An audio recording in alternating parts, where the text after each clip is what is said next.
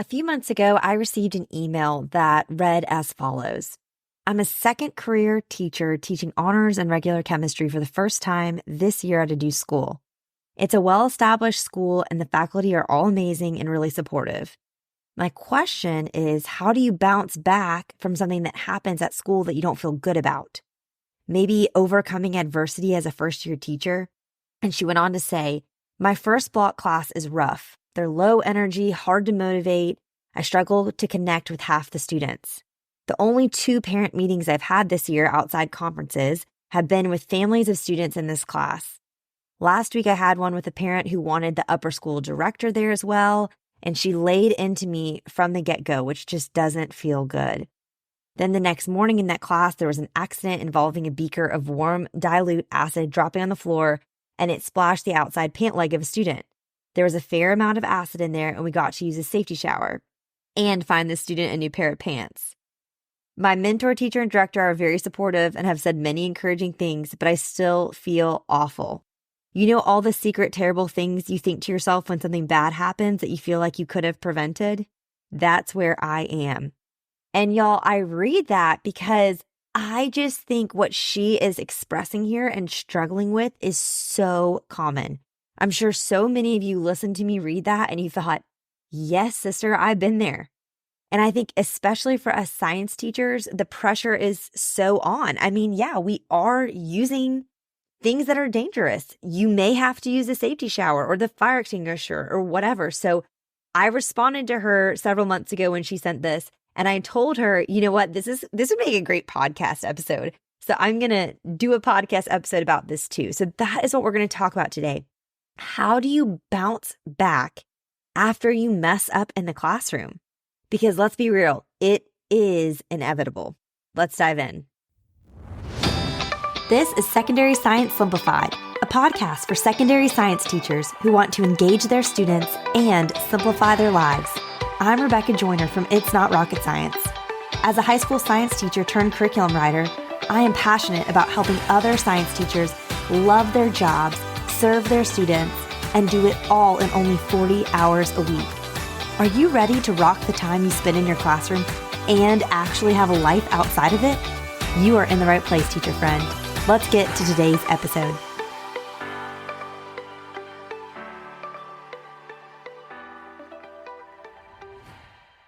So if the start of this podcast felt familiar to you in any capacity, I just want to start by saying you are not alone.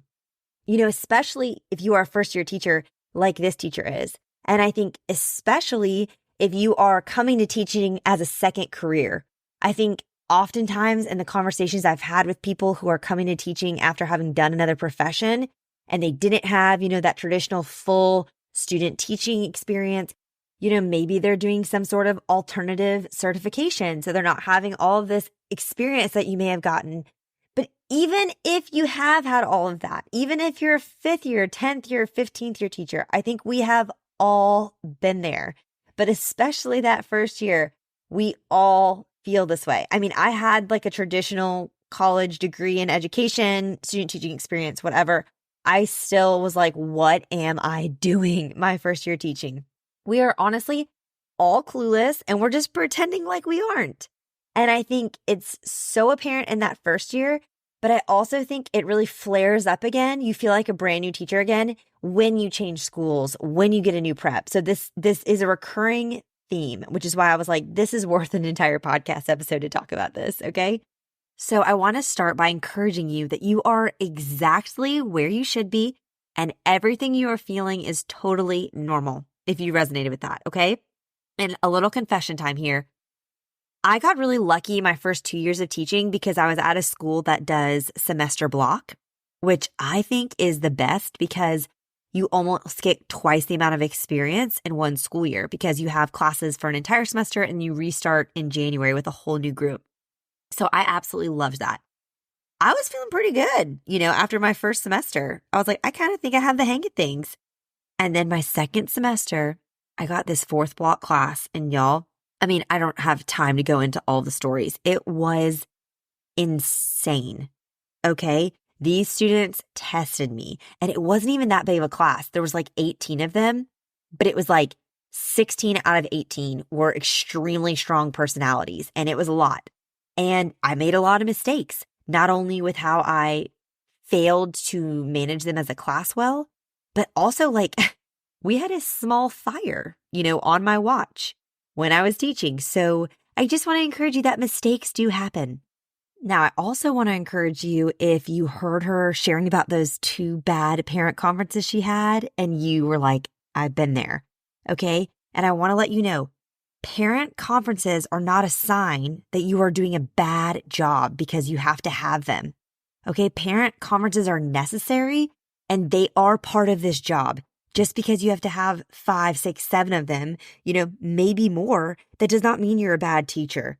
I will say, like, my first few years teaching, I avoided them like the plague. Like, I did not want to have a parent conference. And then I moved to a new school, and I moved from a public school to a private school. And the parents were so invested, which reasonably so, because they were spending so much money on their kids' education. But y'all, I had 15 parent-teacher conference requests in the first 3 weeks that I was there. I mean, talk about feeling like a failure. I felt literally terrible about that. But the more I did them, the less intimidating they became. And I got better at learning how to talk to parents about students and to be really positive and to really show them how I was serving their students. And I got to the point after a year of doing this that I was like, I think every teacher should have parent conferences with every single family if they can within the first month or 2 of school. And then from then on, as often as needed. But I started to make that my goal as a teacher. Like, I would encourage all of the parents, I would love to meet with you within the first quarter. These are the afternoons that I've set aside time that I can meet with you. Or I like to do it in the morning because then the bell rings and they have to leave. Like the afternoon, it can be kind of harder to usher people out of your classroom. But I really did try to meet with them all. I just think you can make so much more relational progress with a family if you're having these conversations face to face rather than over the phone or over email. And I just think the sooner the better. Like, especially if you can talk before there even is any conflict. Then when you meet them, it can all be positive. It can be more informational. It doesn't have to be like, hey, your son's been driving me crazy for 4 months and I'm finally at my wit's end. So the last resort is calling you in for a parent conference, which is kind of how I had been previously when it came to parent conferences. So I really think the sooner the better. Also, I will say now, as a parent of a kindergartner, and I know this is just kindergarten and I'm talking to secondary science teachers, but like the school that he goes to, it's a public elementary school, but they require, all the teachers to initiate parent conferences within the first quarter. And I loved it. Like, I loved the opportunity to go in and talk to her face to face. And I think what I love the most about it, because my son has a new teacher and I can tell she's really shy and not very communicative to the group as a whole. Like, she doesn't really send like newsletters or emails or anything like that. It was nice to see that she knew my son. Like, even just getting that FaceTime with her and her telling me things about my son that I know to be true as his mom, I was like, oh, you really know him and care about him and see him. And that's what parents really want, y'all. They want to know that their kids are seen. And I think if you can start doing these parent conferences proactively, after the first month, maybe make it your goal, again, by the end of the first quarter, but give yourself a couple weeks to get to know the students. I think it makes a really big difference and it really softens parents towards you. The other thing I will say is if you're like avoiding a parent conference, which again, that was like my MO the first few years, the longer something goes on without addressing it face to face, the longer the time that the parent or parents or guardians or whoever, they have to build up this like false persona of who you are. Like, if you're emailing them every time something happens or you're doing a phone call or whatever, and they still haven't seen you face to face and like talked with you face to face, they are creating an image in their heads of who you are. And most likely it's not accurate, especially if you're doing all your communication over email. Oh, and on top of that, their kids are coming home and probably reinforcing it. They're putting the blame on you rather than taking initiative themselves and owning where they have messed up. So it's just not helping the situation. But if you can nip things in the bud early, I just think that's a really good thing. Even if you have this negative connotation around parent conferences, like I think so many of us do. So I say all that because I think this isn't a podcast about parent-teacher relationships. I have existing episodes about that I'll link in the show notes, but I do want to take the time to address that because I think her point about that and how those have felt really negative is just something so many of us have experienced.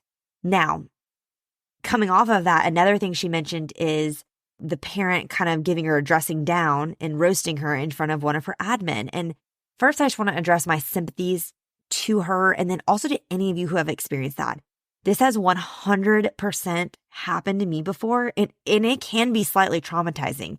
2 instances I'll share just so you may laugh at, my misery.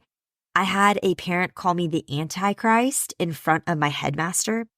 And then at a different school, I had a parent literally run through the front door security barriers. They pushed past some students who had been clicked through because they knew they weren't going to be allowed in. They pushed past, they ran up 3 flights of stairs to get to me. And I had an admin literally chasing this parent down.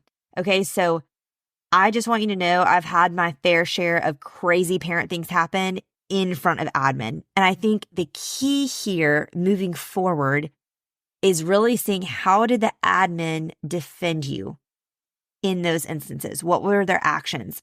What's actually funny about that story, which was really traumatizing of that parent coming after me physically, was the admin that pursued this parent was my least favorite admin at our school. I just felt like he literally didn't know my name. And I just didn't have a lot of positive feelings for him. But the way that he truly defended me that day, it totally changed my heart towards him and gave me so much more respect for him. And I just think having good admin makes all of the difference. Your admin should take your side and defend you.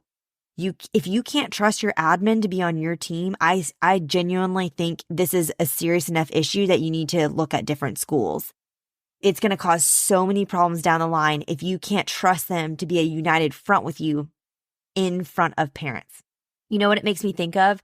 It makes me think of times where, my husband and I, maybe he's disciplining one of our kids and I'm there too. And maybe I don't like how he's doing it, but in front of our kids, we're going to be a united front and I'm going to stand by him so that they know that mommy and daddy are on the same team.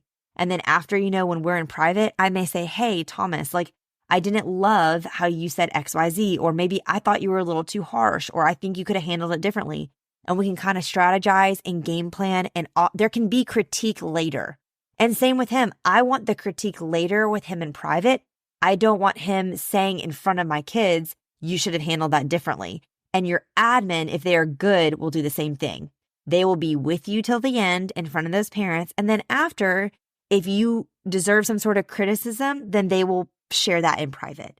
Okay, so to help you also just kind of further think through this, episodes 70 and 71 of this podcast are a conversation I had with my own high school chemistry teacher. He's been teaching full time for over 20 years. We literally talked for 3 hours, so I split it over 2 episodes. But he shares so much good wisdom about dealing with difficult parents and admin. And I just think if you haven't listened, it would really, really encourage you if those are hard places for you, in your current job, in your current school, whatever it may be.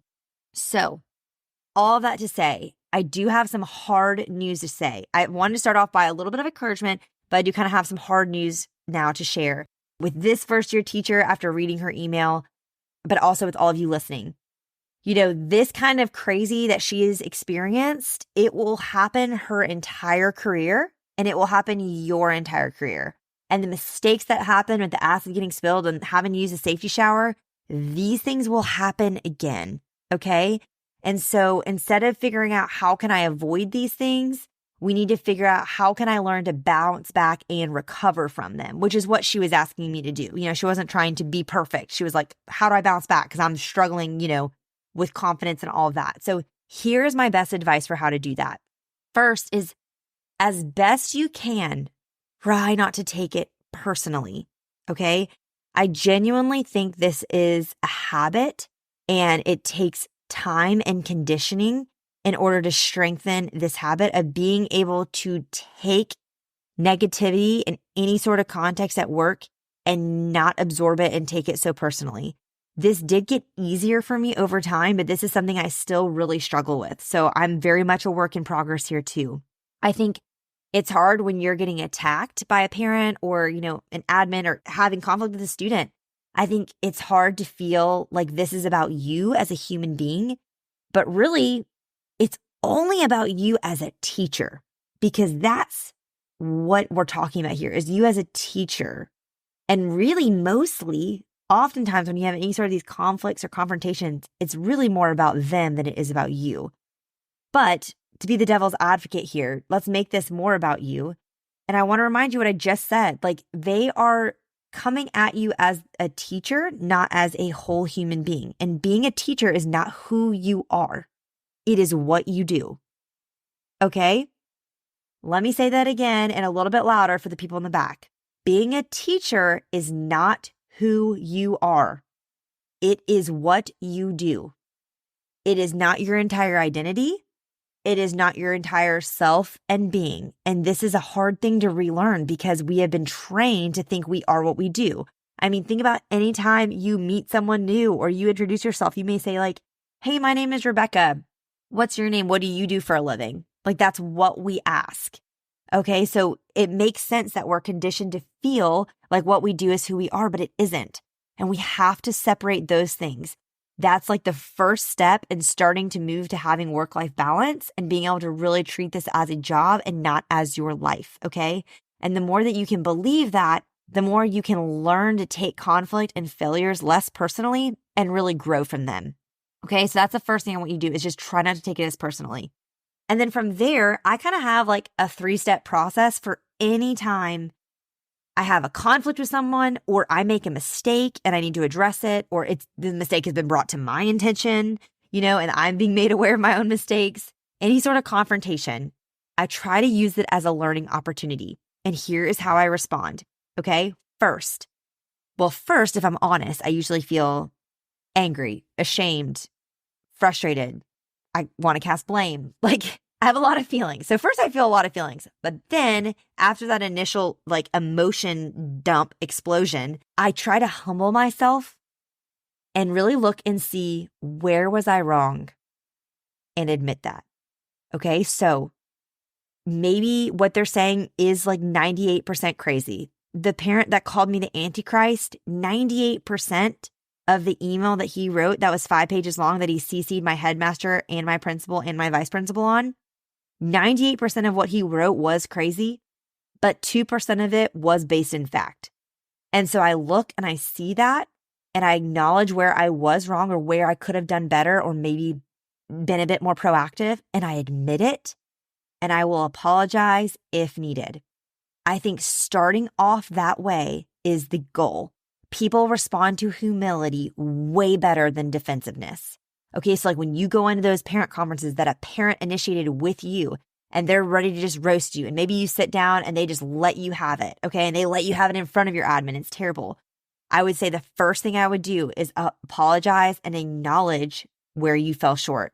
I think it just immediately softens people. Okay, we're not going to go into the defense mode. Then the second thing I do is I think, is there any way that this could have been prevented?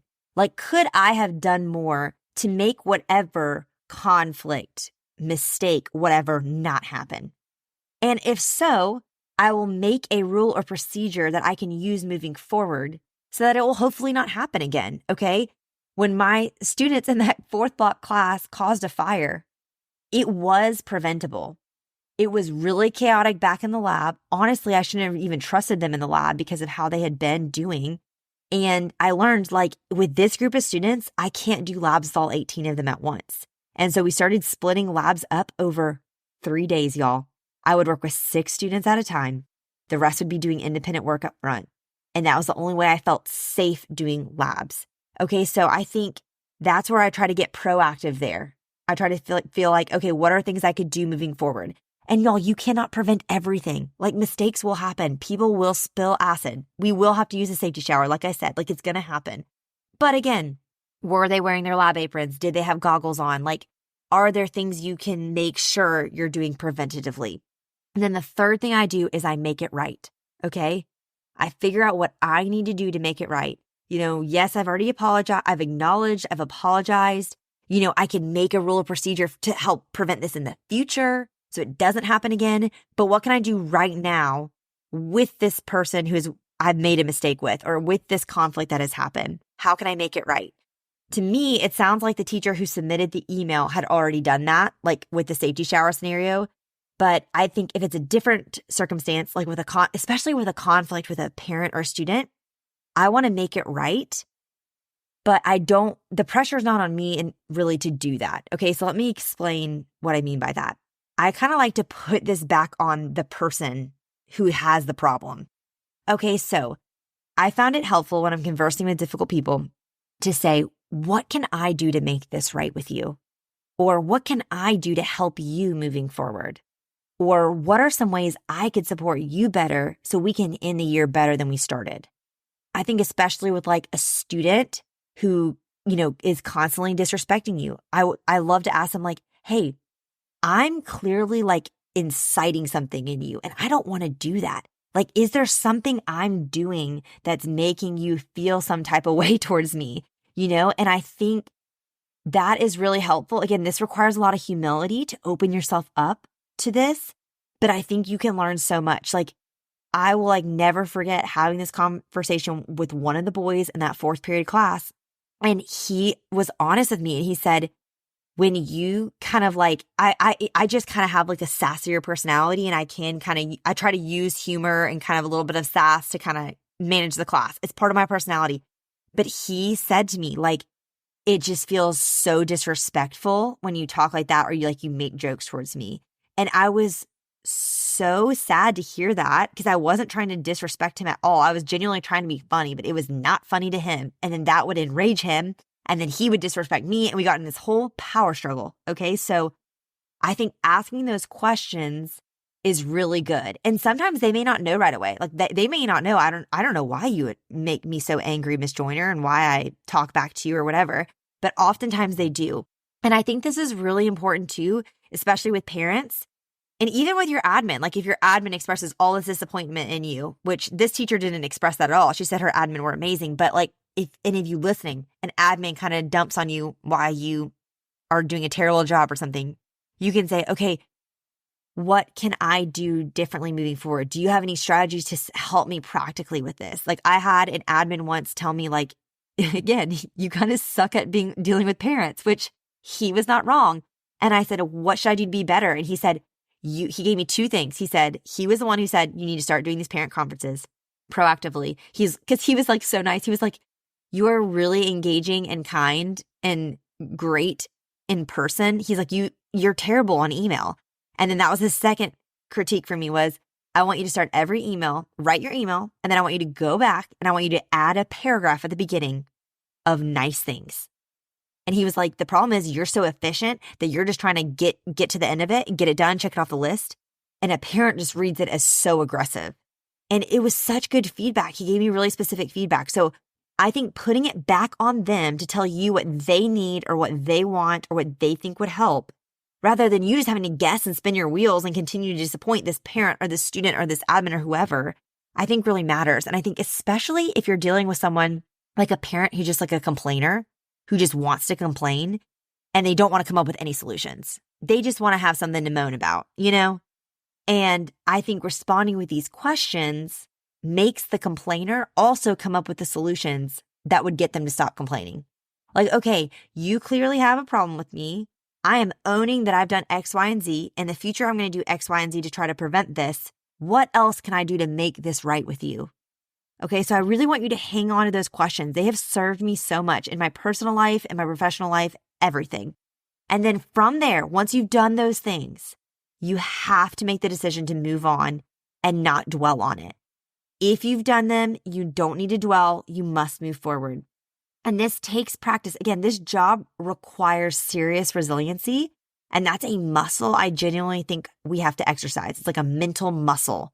And you can't develop it overnight. Like you're not just going to be able to brush things off overnight. It will take time and it's going to take trials.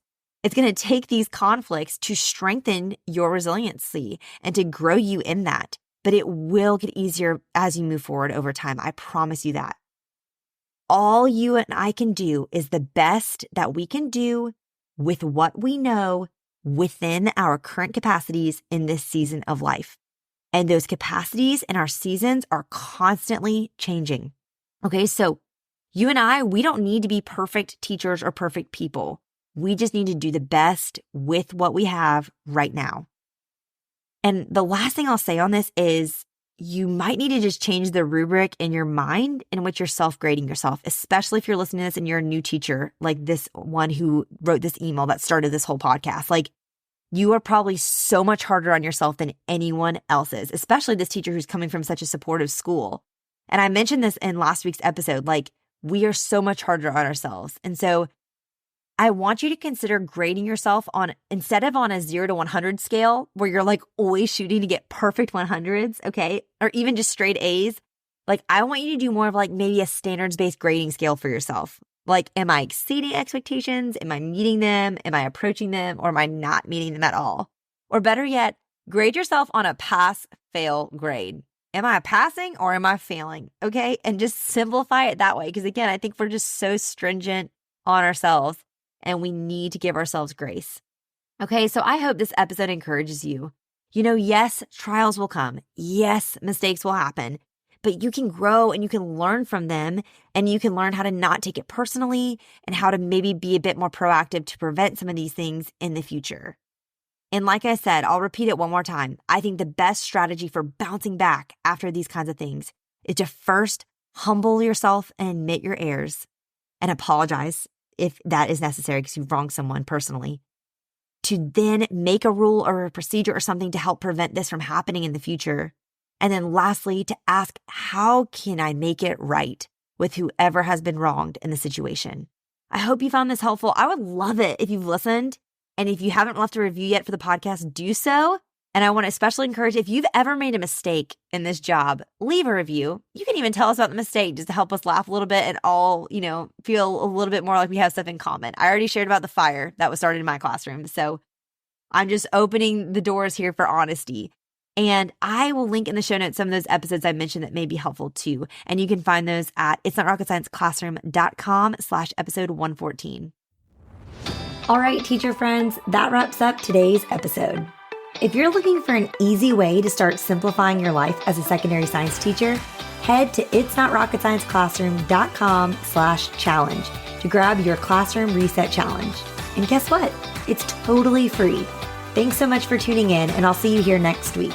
Until then, I'll be rooting for you, teacher friend.